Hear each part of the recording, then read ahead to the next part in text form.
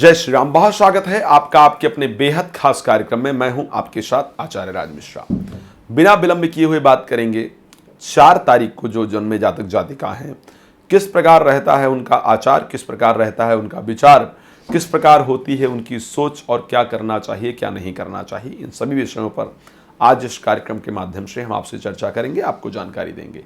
आपको बताना चाहते हैं कि हम प्रतिदिन दोपहर को 12 बजे और रात्रि को 9 बजे आपके लिए विशेष रूप से लाइव आते हैं।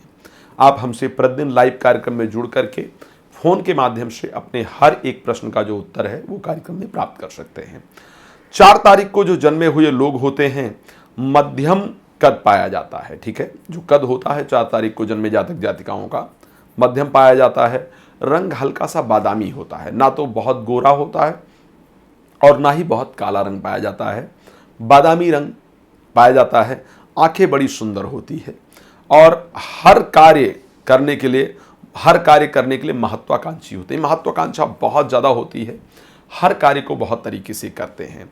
एक विशेषता देखी गई है, समाज में जिस चीज़ का कोई विरोध नहीं कर रहा होगा, यानी समाज में 20 लोग एक साथ बैठे हुए हैं और कोई किसी बात को गलत कह रहा है, वो बड़ा इत्यादि है और उसके बारे में कोई अपनी राय नहीं रख रहा है, लेकिन अगर वहां आप बैठे हैं तो ऐसी परिस्थिति में आप सबसे पहले वो व्यक्ति होंगे जो उसका विरोध करेंगे। नहीं भाई, ये गलत है, इसको नहीं करना चाहिए।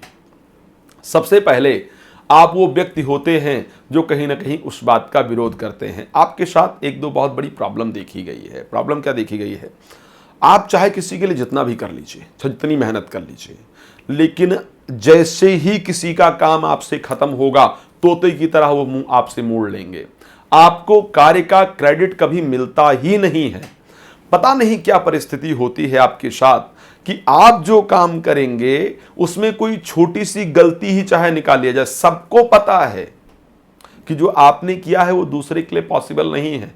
आपने बहुत मेहनत से कार्य किया है, लेकिन अगर सच्चाई में देखा जाए, सबको पता होने के बाद भी आप सिस्टम का एक पुर्जा मात्र बन करके रह जाते हैं। आपको चाहे वो घर के अंदर रिस्पेक्ट की बात की जाए, चाहे वो कार्य क्षेत्र के अंदर रिस्पेक्ट की बात की जाए, चाहे वो फ्रेंड सर्कल में रिस्पेक्ट की बात की जाए, सबको पता है कि ये कार्य इसी व्यक्ति से हो सकता है।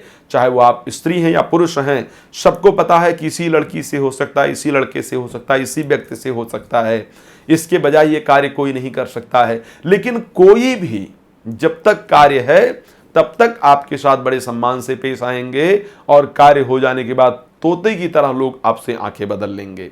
तो इसको लेकर के आप कभी कभी बहुत परेशान रहते हैं या रहती हैं।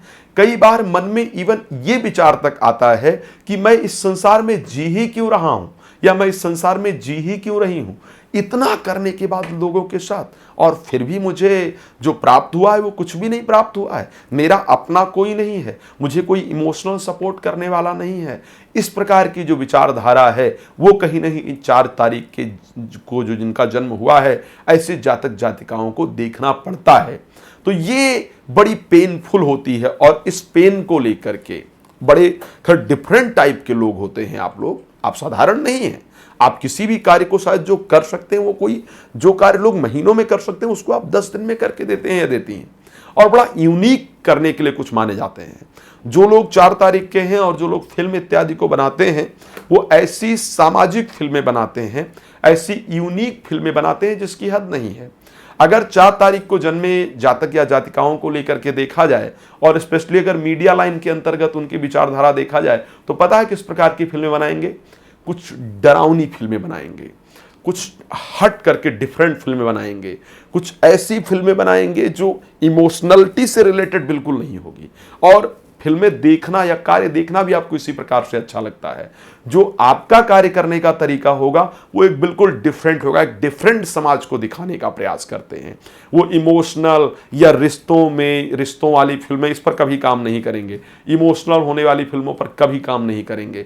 वो फिल्मों पर कैसे काम करते हैं, मान लिया जाए जैसा कि भूल भुलैया टाइप, जो भूल भुलैया भी एक फिल्म आई थी, भूल भुलैया 2 जो आई थी, इस प्रकार की फिल्में देखा जाए, या बहुत सारी जो डिफरेंट प्रकार की फिल्में हैं, इस पर काम करना पसंद करते हैं।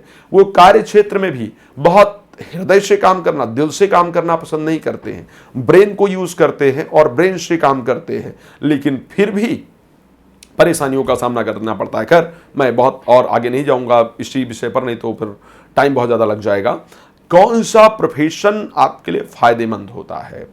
तो एयर होस्टेस बनना, या अगर एयर होस्टेस या एरोप्लेन के अंतर्गत जो भी कार्य होते हैं, पायलट बनना, ये आपके लिए फ़ायदेमंद होता है। ठीक है, पायलट बने, एयर होस्टेस बने, तो ऐसे कंडीशन में आपको बहुत फ़ायदा होता है। रेडियो जॉकी बनना, ये भी आपके लिए फ़ायदेमंद होता है। फिल्म इंडस्ट्री में अगर आप जा रहे हैं तो आपके लिए विलेन का काम करना, यानी जो विलेन पाए जाते हैं, हीरो बनना आपके लिए फ़ायदेमंद नहीं है। और अगर आप हीरो बनते भी हैं तो एक्शन हीरो बनना आपके लिए फ़ायदेमंद होता है। तो विलेन का काम करना आपके लिए निश्चित रूप से फ़ायदेमंद होता है। शेयर मार्केट का कार्य आपके लिए बहुत फ़ायदा करता है। लेदर से संबंधित जितने कार्य हैं वो आपके लिए बड़े फ़ायदेमंद होते हैं। नाई, हेयर कट का जो काम है वो आपके लिए बहुत फ़ायदा करने वाला होता है। बिजली से रिलेटेड जो कार्य है, इलेक्ट्रिक इंजीनियरिंग वगैरह है, या बिजली से रिलेटेड जितने कार्य हैं वो आपके लिए बहुत फ़ायदेमंद होते हैं। कूटनीतिज्ञ आप बहुत अच्छे होते हैं, तो कूटनीति से संबंधित जो कार्य हैं वो आपके लिए फ़ायदा करने वाले होते हैं।